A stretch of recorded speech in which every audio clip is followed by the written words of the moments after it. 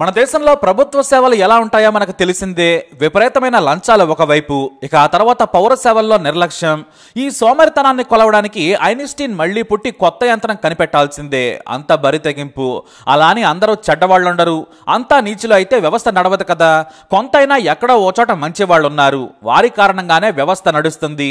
అయితే నిర్లక్ష్యపు ఖరీదు కూడా కొన్నిసార్లు చాలా ఎక్కువగా ఉంటుంది. అది తెలియాలంటే ఓ యువకుడు ఏకంగా మన రైల్వే వ్యవస్థ మోసాన్ని ఎలా ఎండగట్టాడు, ఎలా వంచాడో ఈ స్టోరీలో చూద్దాం. రాజస్థాన్ లోని కోటాకు చెందిన సుజిత్ స్వామి అనే వ్యక్తి గోల్డెన్ టెంపుల్ రైల్లో ఢిల్లీకి వెళ్లేందుకు ఐఆర్సిటిసి వెబ్సైట్ ద్వారా టికెట్ బుక్ చేసుకున్నారు. ఈయన ఇంజనీర్. 2017 ఏప్రిల్ 30న టికెట్ బుక్ చేసుకుని ప్రయాణానికి రెడీ అయ్యారు. ఇంతలో తన తండ్రి ఆరోగ్యం బాగాలేకపోవడంతో టికెట్ ను క్యాన్సిల్ చేసుకున్నారు. టికెట్ ధర 765 రూపాయలు. ఇక తాను క్యాన్సిల్ చేసుకున్నందుకు క్లరికల్ ఛార్జీల కింద 65 రూపాయలు కట్ చేశారు. మరో 35 రూపాయలు జీఎస్టీ అని కట్ చేశారు. ఆ తర్వాత 665 రూపాయలు రిఫండ్ చేసింది ఐఆర్సిటిసి. అసలు జీఎస్టీ ఏంటి అని తాను టికెట్ బుక్ చేసుకున్న డీటెయిల్స్ ను చూశారు. తాను టికెట్ బుక్ చేసుకున్న సమయంలో జీఎస్టీ లేదు. జూన్ 1 నుంచి జీఎస్టీ అమల్లోకి వచ్చింది. దీంతో కంగు తిన్నారు ఆయన. చాలా మంది ఏం చేస్తారంటే 35 రూపాయలే కదా అని వదిలేస్తారు. కానీ ఆయన వెంటనే ఆలోచించారు, ఎంతో మంది పేదలు కూడా ఉండి ఉంటారు కదా, ఒక్కొక్కరి నుంచి ఇలా అక్రమంగా అన్యాయంగా ఎన్ని కోట్లు మోసం చేస్తారో అని మనసులో అనుకున్నారు. అంతేకాదు వ్యవస్థకు నైతికత, నిజాయితీ, న్యాయం ఉండాలి. అధికారులు వాటిని పాటించాలి. సంస్థ ఉన్నది ప్రజల కోసం, అంతేకాని మోసం చేయడానికి కాదు కదా అనుకున్నారు సుజిత్. వెంటనే 35 రూపాయలు ఎందుకు కట్ చేశారో నాకు సమాధానం ఇవ్వండి. నేను బుక్ చేసుకున్నప్పుడు జీఎస్టీ లేదు, మరి నాకు రిఫండ్ ఇచ్చేటప్పుడు పన్ను ఎలా వసూలు చేస్తారు? ఇది అన్యాయం కదా. నాతో పాటు మిగతా ప్రయాణికులకు కూడా మనీ వాపస్ చేయమని లేఖలు రాశారు. కానీ రిప్లై రాలేదు. చివరకు రైల్వే మంత్రి కూడా ట్వీట్ చేశారు, అయినా పట్టించుకోలేదు.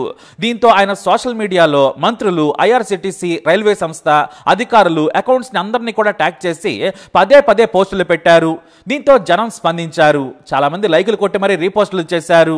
న్యాయం అడిగితే సమాధానం ఇవ్వరు, ఇంత మాత్రానికి వ్యవస్థ ఎందుకని దుమ్మెత్తిపోశారు. అయినా సరే పట్టించుకోలేదు.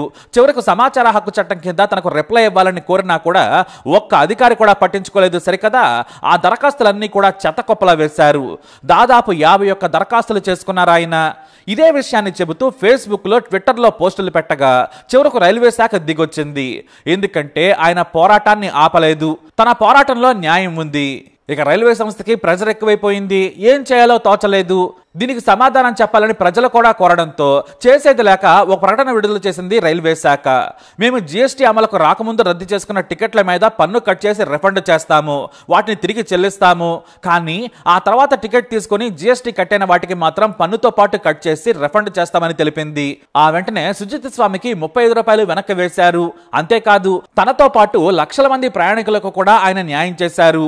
అంటే ఒక్కో వ్యక్తికి 35 రూపాయలు మాత్రమే మనకు కనిపిస్తోంది. కానీ రైల్వే శాఖ మొత్తం ఎంత కట్టిందో తెలుసా? దాదాపుగా 2,43,00,000 రూపాయలు. ఇవన్నీ కూడా వినియోగదారులకు తిరిగి చెల్లించింది రైల్వే శాఖ.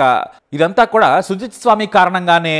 జూలై 1, 2017 లోపు బుక్ చేసుకుని రద్దు చేసుకున్న వారందరికీ పన్ను చెల్లించామని తెలిపిన తర్వాత మరోసారి రిఫైండ్ డీటెయిల్స్ ను పంచుకుంది రైల్వే శాఖ. వెయిటింగ్, ఆర్ఏసీ రద్దు చేసుకున్న పన్ను డబ్బులు ఇవ్వబడవు. రైలు ప్రయాణం కంటే 48 గంటల ముందు కన్ఫర్మ్ అయిన టికెట్ ను రద్దు చేసుకుంటే ఎలా ఛార్జీలు ఉంటాయో కూడా రైల్వే శాఖ మరోసారి వెల్లడించింది. జనరల్ క్లాస్ అయితే 60 రూపాయలు, sleeper 120, AC chair car 120, third AC 180, second AC 200 వరకు సేవా ఛార్జీలు పన్నులను కలుపుకొని కట్ చేస్తామని తెలిపింది. అలాగే రైలు బయలుదేరడానికి 12 గంటల ముందు రద్దు చేసుకుంటే మొత్తం టికెట్ ధరలో 20% మినహాయించుకుంటుంది రైల్వే శాఖ. ఇక మీరు రైలు బయలుదేరడానికి ముందే తొందరపాటుగా సడన్ గా టికెట్ రద్దు చేసుకుంటే ఎలాంటి రిఫండ్ ఉండదు. కనీసం ట్రైన్ స్టార్ట్ అవడానికి 4 గంటల ముందు రద్దు చేసుకుంటేనే కొంతమేర తిరిగి వస్తుంది. అంటే దాదాపుగా 50% మేర తీసుకుని మిగతా సొమ్మును ప్రయాణికులకు అందజేస్తుంది. రైల్వే శాఖలో అధికారుల నిర్లక్ష్యాన్ని బయటపెట్టి వారిని ప్రజల ముందు పెట్టాడు సుజిత్ స్వామి. దీంతో ఉన్నతాధికారులు జోక్యం చేసుకోవడంతో ప్రజాగ్రహానికి భయపడి మొత్తానికి 35 రూపాయల కోసం 2.5 కోట్ల రూపాయలను రిఫండ్ గా జనాలకు ఇప్పించాడు ఆ ప్రయాణికుడు. మన వైపు న్యాయం ఉన్నప్పుడు పోరాడాల్సిందే. న్యాయం లేట్ అవుతుంది, ఎందుకంటే మన దేశంలో బద్దకిస్తున్నారు కాబట్టి. కానీ న్యాయం ఖచ్చితంగా దొరుకుతుంది అనడంలో మాత్రం సందేహం లేదు. పోరాడాలంతే. మరి సుజిత్ స్వామిపై మీరేమంటారు? మీ అభిప్రాయాన్ని కమెంట్ ద్వారా తెలియజేయండి. వీడియోని లైక్ చేయండి, షేర్ చేయండి, మా ఛానల్ని సబ్స్క్రైబ్ చేసుకోండి.